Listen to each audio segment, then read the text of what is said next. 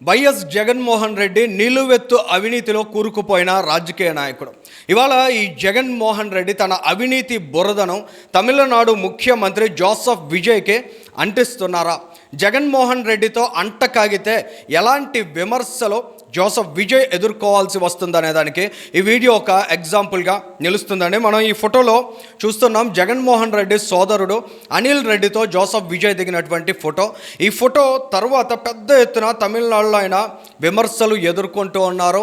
ఇవాళ ఆంధ్రప్రదేశ్ రాష్ట్రంలో దేశాన్ని కుదిపేసే లిక్కర్ స్కామ్ బట్టబయలైంది. ఆ లిక్కర్ స్కామ్లో ఈ అనిల్ రెడ్డి పాత్ర కూడా చాలా బలంగా ఈడీ ఎస్టాబ్లిష్ చేసింది. 4,000 కోట్ల రూపాయల ఈ లిక్కర్ స్కామ్లో అమాయక ప్రజల ప్రాణాలు తీసి వారు కొల్లగొట్టినటువంటి అవినీతి సొమ్ము అది. అటువంటి అవినీతి సొమ్ము ప్రతి నెల 50 నుంచి 60 కోట్ల రూపాయలు ఈ అనిల్ రెడ్డికి చేరాయనేటువంటి బలమైన ఆరోపణలు ఉన్నాయి.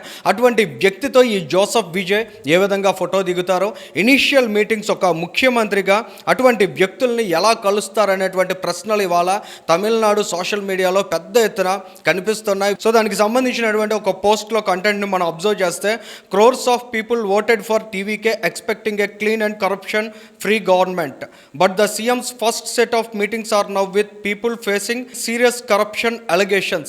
జగన్మోహన్ రెడ్డి లేదా జగన్మోహన్ రెడ్డి సమూహంలో ఉన్నటువంటి చాలా తీవ్రమైన అవినీతి జలగలతో ఇవాళ ఈ విజయ్ భేటీ అవడాన్ని ఏమాత్రం తమిళనాడు ప్రజలు జీర్ణించుకోలేకపోతున్నారు. మరి ఇటువంటి భేటీలు రానున్న రోజుల్లో కొనసాగుతాయా, లేదా ఇటువంటి అవినీతి పరుల్ని జోసెఫ్ విజయ్ దూరంగా పెడతారా అనేది ఖచ్చితంగా వెయిట్ చేసి చూడాలి.